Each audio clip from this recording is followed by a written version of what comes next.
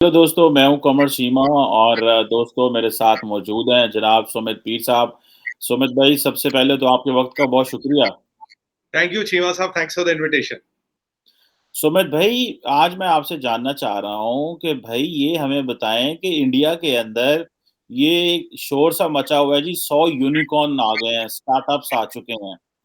तो ये जो स्टार्टअप आए हैं, ये बेसिकली कहते हैं कि इसके पीछे एक पूरा स्टार्टअप इकोसिस्टम होता है, ठीक जी, है?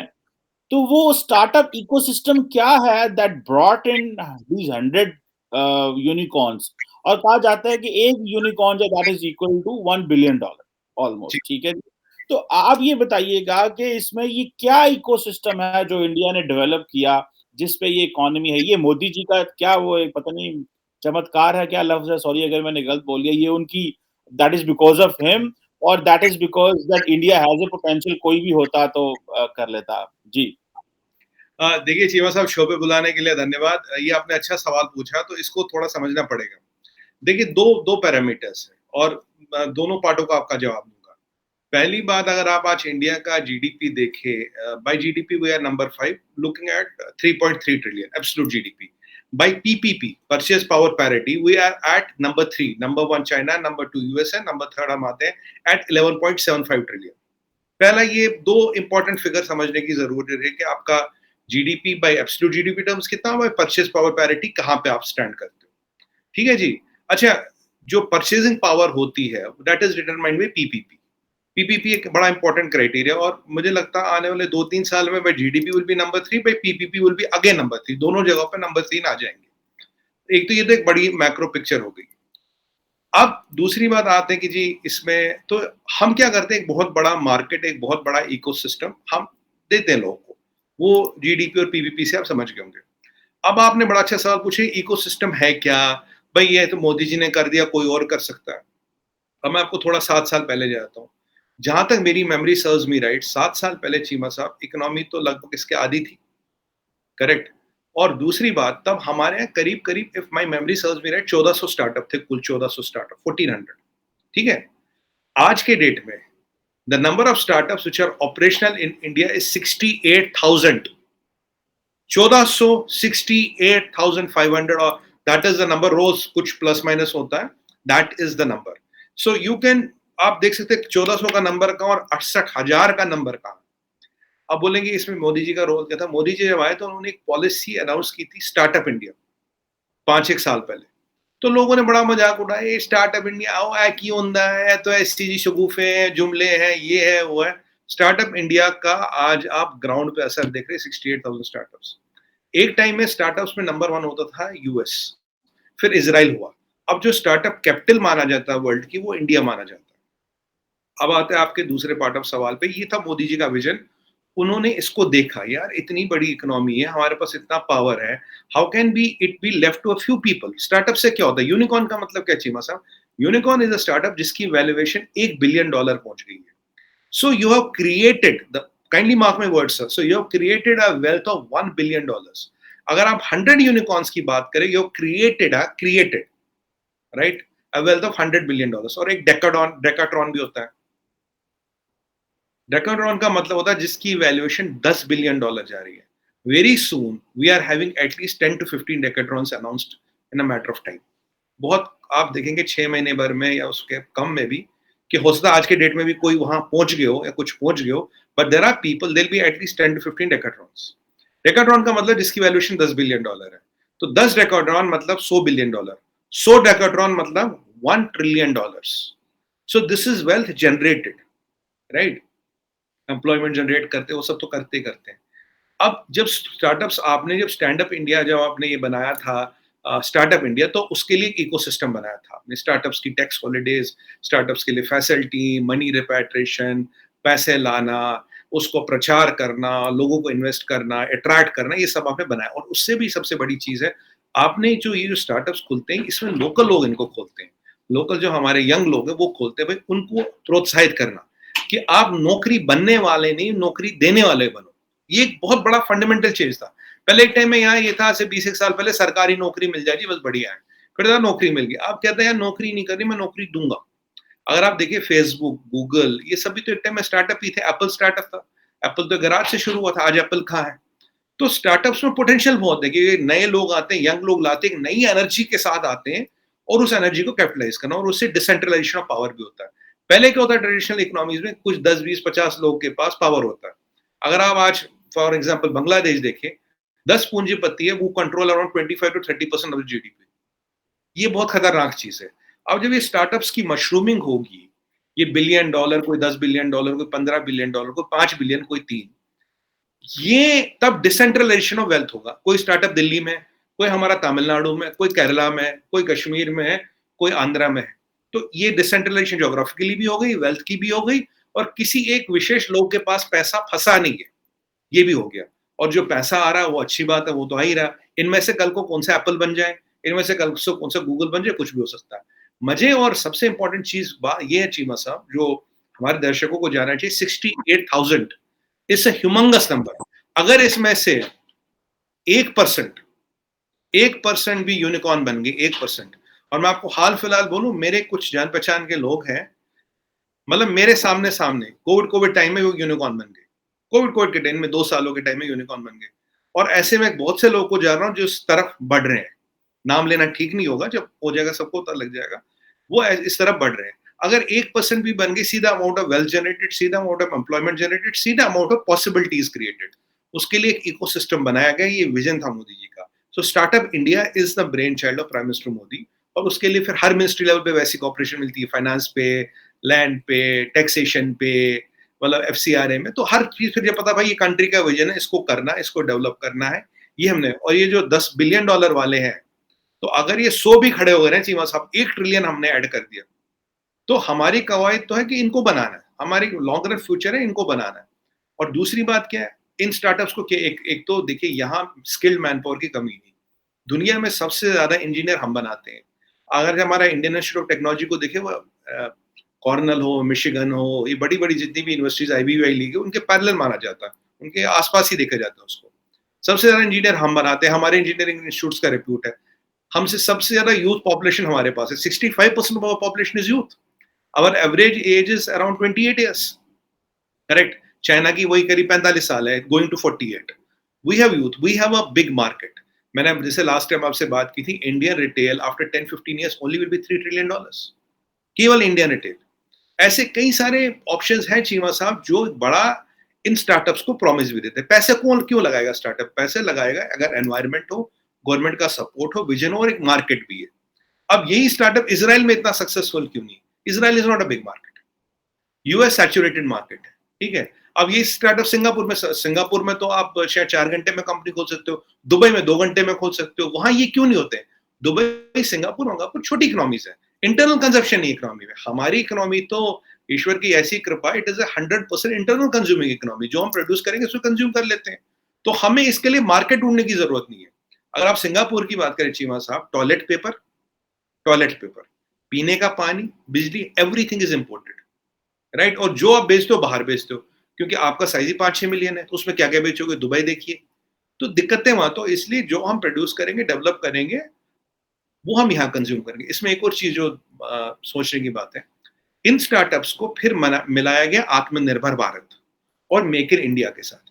भाई कौन से ऐसे स्ट्रेटेजिक सेक्टर है जहाँ हमें सेल्फ डिपेंडेंसी, जैसे चिप मैन्युफैक्चरिंग है, चिप टेस्टिंग है, चिप डिज़ाइन है, ये स्ट्रेटेजिक सेक्टर है। तो why don't we promote startups in that? हमें एविएशन में स्टार्टअप चाहिए, हमें एआई में चाहिए। लॉन्ग टर्म जो भी हमारा विजन है, उसके हिसाब से वी प्रमोटेड मोर स्टार्टअप्स। इस कैटेगरी में आप स्टार्टअप लाओगे, आपको ये और एडवांटेज मिलेगा, ये और एडवांटेज मिलेगा, ये और एडवांटेज मिलेगा। अब स्टार्टअप का जो एंटरप्रेन्योर है, उसको क्या लगा? भाई गवर्नमेंट मुझे फैसिलिटी दे रहा है, मेक इन इंडिया चल रहा है, आत्मनिर्भर भारत चल रहा है, चीज़ें दिख रही। अगर मैं अपना एआई बेस्ड स्टार्टअप खोलूँ, जो भी कंट्री को चाहिए, तो इसका मार्केट बनाया-बनाया, इसका गवर्नमेंट सपोर्ट है, विजन है, इकोसिस्टम है, मेरे को सब मिल जाएगा। और चीमा साहब, ये जो हमारे अपोजिशन के नेता है, श्री राहुल गांधी जी और ऐसे कई सारे कैरेक्टर हैं, ये ना जब कोई नई चीज़ लाते हैं, मोदी जी खूब मज़ाक बनाते हैं, जुमले बना दिए जी तुमने, ये कर दिया जी, ऐ कर दिया, ऐ कर दिया, और खूब जी ये पतंगे उड़ान दे खूब। पर आज राहुल गांधी जी को बोलो स्टार्टअप इंडिया का आपने खूब मज़ाक बनाया था, आज क्या कहोगे भाई? ये मेक इन इंडिया आत्मनिर्भर भारत का भी मज़ाक बनाते थे, पर जब दुनिया भर की वैक्सीन यहाँ बनने लगी और चीज़ें होने लगी, तब इनको समझ आया। मैं कह रहा हूँ चीमा साहब आपको, आज से 2-3 साल बाद वी विल, मतलब हम सब सलामत रहे, ऊपर वाले की मेहरबानी, ईश्वर की कृपा हो, we will discuss again about make in India and Atmanirbhar Bharat. They will exactly reach the same stature. It's matter of just time. We're exactly going to reach the same stature. So यहाँ एक political will, यहाँ एक vision की जरूरत है, population, education system, एक framework, एक ecosystem, जो आपने बहुत अच्छा word use किया, एक पूरा full fledged supporting ecosystem की जरूरत यहाँ पे है. हाँ, कुछ देश के दुश्मन है, कुछ internal politics है, वो मजाक बनाएंगे, memes बनाएंगे, जोक बना देंगे, एक दो चार बयान इधर उधर दे देंगे. और राहुल गांधी जी ने एक बार बोला, वो जो क्या है वो शेर, उसमें वो जो गोटियां घूमती है. अब जो हमने वैक्सीन बनाई, मैं तो भाई, मेरे राहुल जी बड़े भैया हो आप, एक बार बताओ, हमारी आबादी है 101.3 billion. Imagine we have all the money in the world, आपको 2.6 बिलियन वैक्सीन डोजेस कौन देता चीमा साहब? आप $100 का भी खरीदने को तैयार हो, $2 का नहीं, $100 का. कौन देगा आपको 2.6 बिलियन डोजेस? कहां से लाओगे? तो ये चीजें उनको समझने की है. पर वो ये पॉलिटिक्स है, मतलब जब पॉलिटिक्स ऑब्जेक्टिव बेस्ड ना और देश को डाउन करने के लिए आए, उन्हें ये समझ नहीं आता कि मोदी विरोध कब वो देश विरोध करने लगते हैं. मोदी विरोध करते करते कब वो देश विरोध की तरफ निकल जाते हैं, उन्हें आज तक यही समझ नहीं आया. पर ये जो एक और सक्सेस स्टोरी पे सक्सेस स्टोरी आ रही है, ये इनको अब, मतलब कहते हैं ना, आई स्वॉलो माई ओन वर्ड्स, मेरे को आई हैड टू स्वॉलो उनकी वो वो हो रही है. आपके इंटरनल वो चैलेंजेस तो हैं ही हैं, वो आप जो है वो कांग्रेस को आप करें। लेकिन इसमें सुमित भाई इम्पोर्टेंट चीज़ ये है, कहा ये जा रहा है कि ये जितने भी यूनिकॉर्न्स आ रहे हैं या बाहर से स्टार्टअप्स आ रहे हैं, ये सब की सब जो इंडिया की प्राइवेसी और जो डाटा है, ये उसको कंट्रोल कर रहे हैं। तो डाटा लीकेजेस हो रही हैं, सारा डाटा तो वेस्ट के पास जा रहा है। ठीक है, आपका जब डाटा देखें, आज 21वीं सदी में हम कहते हैं जी जो डाटा है that is known as an oil of 20%.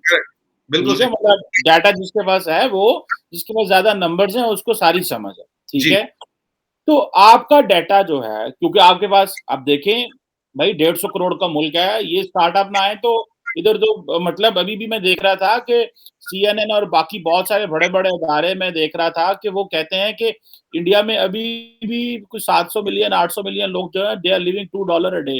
मतलब it's a very difficult time. लेकिन इंडिया ने जो डायरेक्शन पकड़ी है वो बहुत अच्छी पकड़ी है. That is what one should appreciate, जो आइडियाज लेके आए हैं. सो पॉइंट ये आपका, एक तो तबका वो है जो नीचे वाला है, दैट इज नॉट, उसको स्टार्टअप आए या ना आए उसको फर्क ही नहीं पड़ता, क्योंकि they are not connected with that economy. ठीक है, एक तबका है ऊपर वाला, जैसे आप लोग हैं, आप जैसे आप हैं यानी कि, ठीक है, और आपसे भी ऊपर और आपसे कुछ तबका नीचे होगा. इन सब का जो डाटा है वो तो सारा कॉम्प्रोमाइज हो गया. सो मतलब where does the security stands in, because this is a very important thing कि जब आपका डाटा कॉम्प्रोमाइज हो गया तो that is a national security issue. मतलब आप तो डिपेंडेंट हो गए, और आपको जारी बात है उधर अमेरिका बहादुर है, यूरोप है, सारे हैं. तो ये जब डाटा कॉम्प्रोमाइज हो गया, आपकी इंफॉर्मेशन आपके सिटीजन की कॉम्प्रोमाइज हो गई. फॉर एग्जाम्पल, अगर माइक्रोसॉफ्ट, जो मैं देख रहा था, 15,000 करोड़ हैदराबाद में लगा रहा है, डाटा सेंटर्स बना रहा है, तो सारा भाई वो तो फिशू हो गए. तो आपके हाथ में चीजें तो आई, बिजनेस हुआ, लोगों को रोजगार मिला, लेकिन एट द सेम टाइम जो सबसे इंपॉर्टेंट चीज है आपकी, आपकी शनाख्त, आपकी आइडेंटिटी, आपकी इंफॉर्मेशन, वो आपसे निकल गई. इस पे क्या काम हो रहा है? क्योंकि इस पे मैंने देखा है काफी ज्यादा बातें जी. होंगी. देखिए चीमा साहब, आपने कई सारे सवाल एक साथ पूछ लिया. अगर मैं कोई में से कोई छूट जाए तो आप काइंडली मुझे रिमाइंड कराइए. आई हैव एक सवाल किया, बाकी कमेंट है साथ ही. भाई साहब, आप तो 15-20 एक साथ डाल देते हो ना. आप ऐसे बॉलर हो जो 10 बॉलें एक बार में डाल देते सवाल हैं. एक ही है. अच्छा, तो चलिए एक एक करके आते हैं. पहली बात देखिए, पहले बात तो वो CNN वीएनएन क्या लिखता है. देखिए, सावन के अंधे को हर चीज हरी नजर आती है. पहले तो उनको तो दरकिनार कर लो. ठीक है जी. ठीक है. दूसरी बात आपको बताऊं, आज से 4 साल पहले मैं एक नेशनल टीवी पे था, तो उन दिनों फेसबुक का वो आया था, मतलब ना फेशियल रिकॉग्निशन चैलेंज आया था. 9 बजे प्राइम टाइम पे हमारे नेशनल टीवी पे मैंने बोला, मैंने कहा, कह रहा what do you think about this. मैंने कहा, इन सोशल मीडिया में पूरी बात कर रहा हूँ Cheema sahab. In social media I am the product, data is the business. You are the product, data is the business. आपका सारा सोशल मीडिया 2 लाइनों पे चलता है. I am the product, you are the product, data is the business.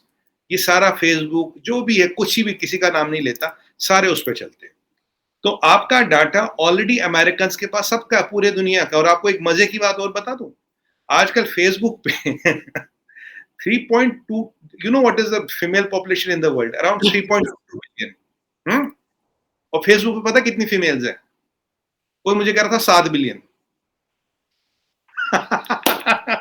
ये चमत्कार भी होते हैं। तो फेसबुक की वैल्यूएशन ऐसी नहीं हो रही। इलॉन मस्क ऐसे $44 बिलियन देख के ट्विटर नहीं खरीद रहा। फेसबुक की व्हाट्सएप 9-10 बिलियन या 18 बिलियन में क्यों बिका था? ऐसा व्हाट्सएप में क्या था? डाटा ही तो था। Data is the new oil, I agree with it.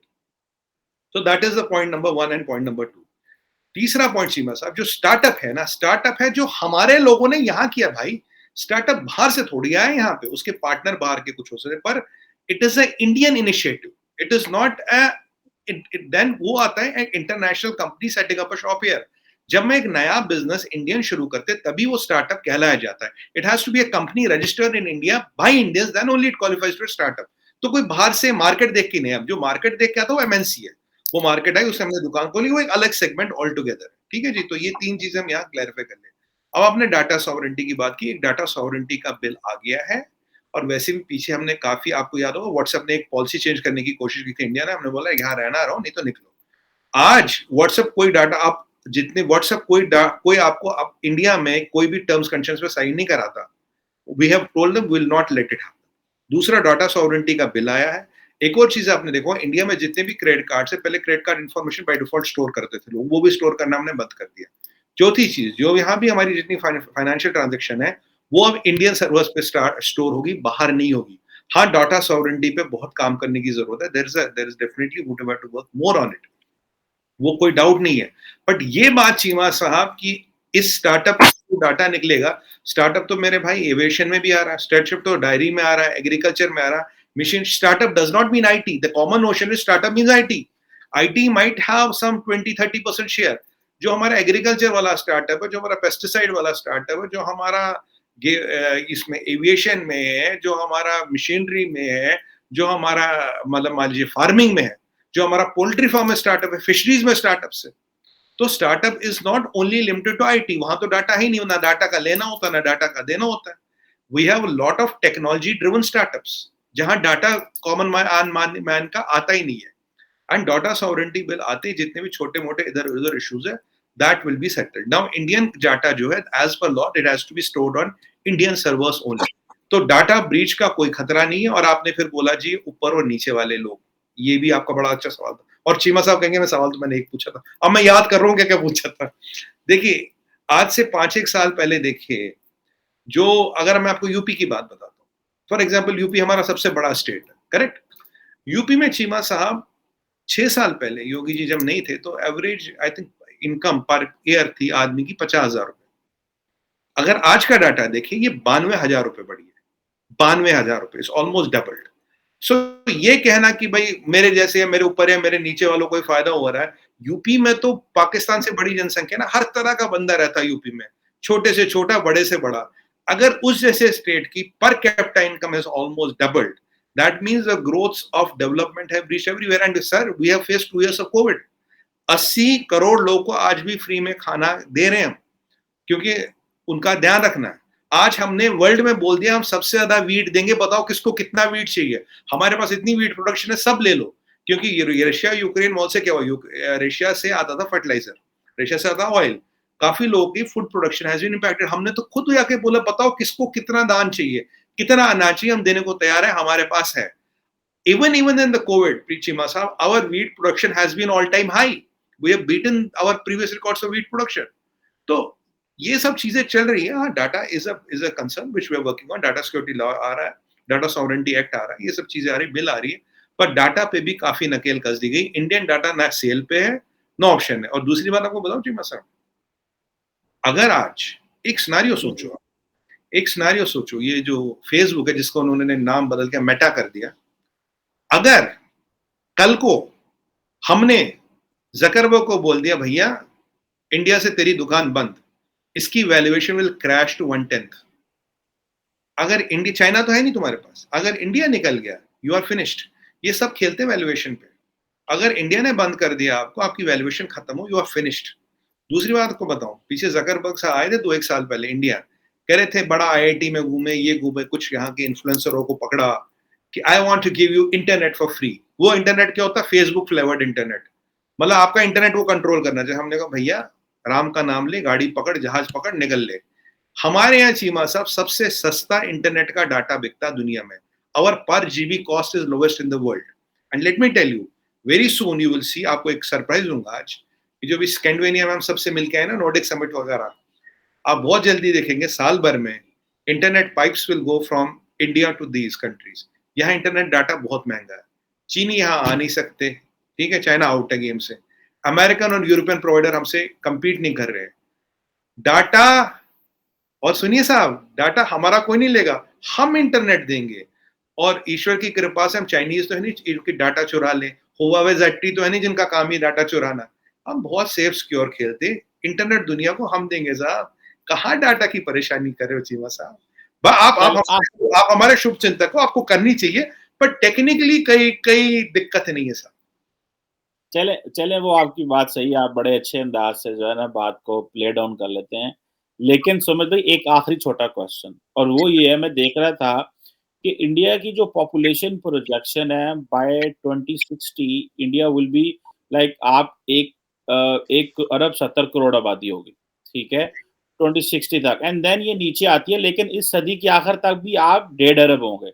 China की आबादी कम हो रही है, ठीक है, तो ये जो गैप है, ठीक है, मतलब लिटरेट एंड इलिटरेट का, ठीक है, एक जो बहुत ज्यादा दुनिया विलेजेस में रहती है, जैसे हम आज भी बहुत सारे विलेज में रहते हैं, और हमारे तो शहरों की कैपेसिटी है, हमारे तो खैर मसला ही और है ना, वो तो कभी कभी देखे, क्योंकि हमें अपना ज्यादा पता है तो इसलिए हम परेशान हो जाते हैं। आपको भी मैं जानने की कोशिश कर रहा हूँ, ताकि जितना अच्छा जानूंगा उतना अच्छा मेरे पास चीजें आएंगी, और आप हमारी अकल बढ़ाने में बड़ा काम करते हैं।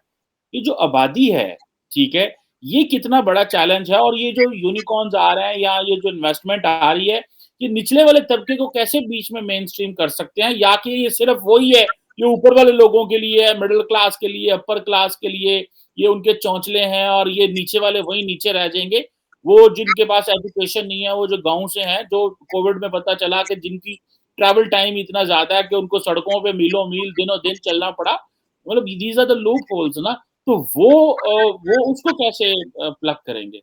आखिरी पॉइंट है मैंने कहा। देखिए चीमा साहब, ये बड़ा अच्छा और बड़ा सवाल है ये, तो इसके 2-3 पॉइंट में जवाब दूंगा। पहली बात, जो मैंने आपको पर कैपिटा इनकम की एग्जांपल बताई, तो दैट डिफाइज द लॉजिक कि भाई it middle class, upper middle class इनको ही मिल रहा है, तो ये पहली लॉजिक बात दूसरी is out of the window. दूसरा लॉजिक, अगर आज हमारे पास $650 बिलियन का फॉरेन एक्सचेंज रिजर्व है, अगर हम 80 करोड़ लोगों को खाना खिला रहे हैं, दुनिया को कह रहे हैं भाई खाना, तो सबको वैक्सीन फ्री दी, ठीक है जी। और ये उज्ज्वला प्रज्वला, ये काफी हमारी स्कीम्स है। आयुष्मान भारत में हर एक बंदे को जो क्राइटेरिया मीट करता है, 5 लाख रुपए का इंश्योरेंस मिलता है। वो सरकारी अस्पताल में इलाज कराए, प्राइवेट अस्पताल में इलाज कराए। वर्कर इंश्योरेंस है, मनरेगा है, नरेगा है, प्राइम मिनिस्टर सम्मान निधि, कई सारे स्कीमें हैं जो रोल आउट की गई है इस सारे तबके की जिसकी आप बात करते हैं, इनके रोल आउट के लिए। अगर यहाँ से वेल्थ क्रिएट हो रही, तो वेल्थ जा कहाँ रही है? ना मैंने आयुष्मान भारत लिया, ना मैं प्रज्वला लेता हूँ, ना मैं उज्ज्वला लेता हूँ, ना मेरे घर में शौचालय बना है। आप सो कॉल्ड जो मिडिल क्लास हूँ, ना मेरे घर में शौचालय बना है, क्योंकि मैं सेल्फ सफिशिएंट हूँ। मैंने तो अपनी इंजेक्शन भी पैसे देके लगवाई थी, जो प्राइवेट जगह लगती 700-800 रुपए। बट मुझे बहुत अच्छा लगता है जो मैं टैक्स देता हूँ, या जो हमारे स्टार्टअप, जो हमारे एंटरप्राइज टैक्स देती है, जो हमारा गरीब भाई बहन है, या रिलीजन मत लाना बीच में, कोई डिस्क्रिमिनेशन नहीं रिलीजन का, उसका भला हो रहा है। तो ये जो पैसा जनरेट हो रहा है, जो वेल्थ हो रही है, जा कहाँ रही है? Middle class, upper middle class को तो इसकी जरूरत है नहीं, उनकी ईश्वर की कृपा, वो संपन्न है, वो खुश है, दे कैन सस्टेन देमसेल्फ। जो हमारा गरीब तबका, जो हमारा भाई, उसको उपचार है। हमने स्कूल कितने खोले ये देखिए। और मैं आपको बताऊं, जो हमारा रोड्स बन रही है Cheema sahab, we are building highest number of roads per kilometre per day in the world.